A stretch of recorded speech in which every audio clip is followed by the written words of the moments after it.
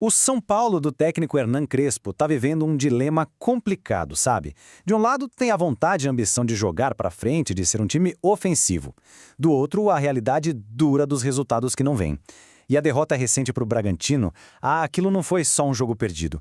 Foi um sinal, um sintoma de um problema bem maior. E é isso que a gente vai desvendar agora. E olha só, as palavras do próprio Crespo já entregam o tamanho do drama. É preciso se adaptar diariamente. Para e pensa no que isso quer dizer. Significa que não dá para construir um trabalho, não dá para ter consistência. Cada dia é uma batalha nova, é ter que olhar para o elenco e montar um quebra-cabeça com as peças que sobraram. É basicamente um futebol de sobrevivência. Então, o plano é ter um time que ataca, que domina o adversário. Lindo no papel, mas a realidade é que a estrutura do time é tão, mas tão frágil que tomar um gol já é o suficiente para tudo desmoronar. Essa tem sido a história do São Paulo, um time que sonha em brigar lá em cima, mas acorda todo o jogo com o mesmo pesadelo da sua própria vulnerabilidade.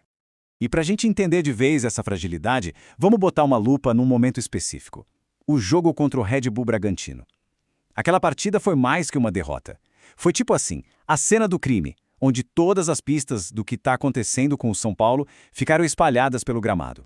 O jogo teve duas caras, completamente diferentes. No primeiro tempo até que deu uma ilusão de que as coisas estavam sob controle. O time se segurava mais na garra e no talento individual do Lucas e do Luciano, uma base bem estável, mas que estava funcionando. O São Paulo não chegava a assustar, mas pelo menos parecia seguro. Parecia. Porque aí veio o segundo tempo e essa base simplesmente desabou. E foi aí que o castelo de cartas veio abaixo. Primeiro, a principal fonte de criatividade, o Lucas, saiu no intervalo. Sem ele, o time ficou óbvio, previsível, sem nenhuma imaginação. O desastre se completou com um pênalti bobo infantil, e depois de tomar o gol, foi o caos total. Um time correndo sem saber para onde, afogado no próprio nervosismo, sem a menor condição de reagir. E é nesse ponto que fica tudo muito claro. Aquela derrota não foi um acaso, não foi um dia ruim.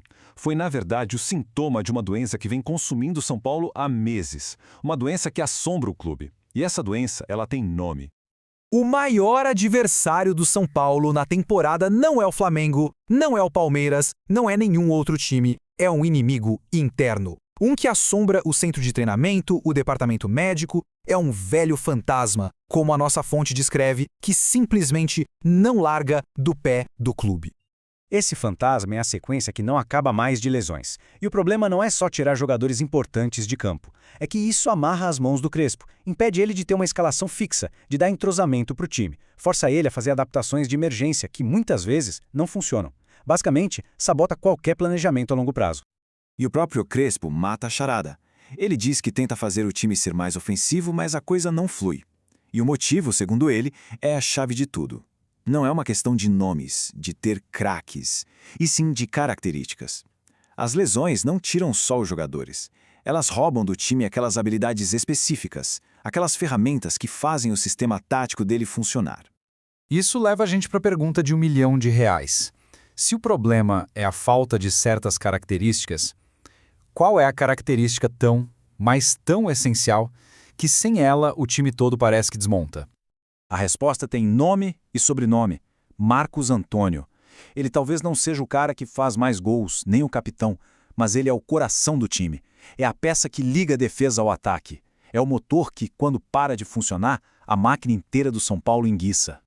A diferença é gritante, é brutal. Com Marcos Antônio em campo, o time tem vida, tem criatividade, tem ritmo. Sem ele, o meio-campo vira um deserto de ideias. O time fica lento, previsível e acaba se tornando, como diz a fonte, um adversário fácil de ser batido. Isso não é achismo não. A gente viu isso na prática contra a LDU, na Sul-Americana, e viu de novo contra o Bragantino. O padrão se repete e é bem preocupante. Mas ok, no meio de tanto problema, de tanto caos, o calendário dá uma forcinha, dá um respiro. Uma pequena janela de esperança. A pausa para a data FIFA pode ser exatamente o que o São Paulo precisa para parar essa sangria e, quem sabe, encontrar um novo rumo. O relógio já está correndo. Depois da derrota, o São Paulo tem agora uns 10 dias de data FIFA. É um tempo valiosíssimo com quase todo o elenco à disposição para o Crespo tentar arrumar casa. E não dá para errar, porque na volta o teste já é um clássico contra o Corinthians. A pressão é simplesmente máxima. A missão para essa pausa é bem clara, com 3 objetivos principais. Primeiro, ajustar a tática. O Crespo precisa achar um jeito de fazer o time jogar melhor com o que ele tem na mão. Segundo, e talvez o mais importante, recuperação. O departamento médico tem que correr contra o tempo para devolver os jogadores que fazem a diferença. E por último, cabeça no lugar. Preparar o time mentalmente para a batalha que vem por aí. No final das contas, tudo se resume a uma única pergunta. O Crespo tem um tempinho, tem o elenco quase completo e um plano. Mas será que 2 semanas são o bastante para curar as feridas e a fragilidade de uma temporada inteira? A resposta para essa pergunta vai definir não só o próximo clássico, mas todo o futuro do São Paulo no campeonato.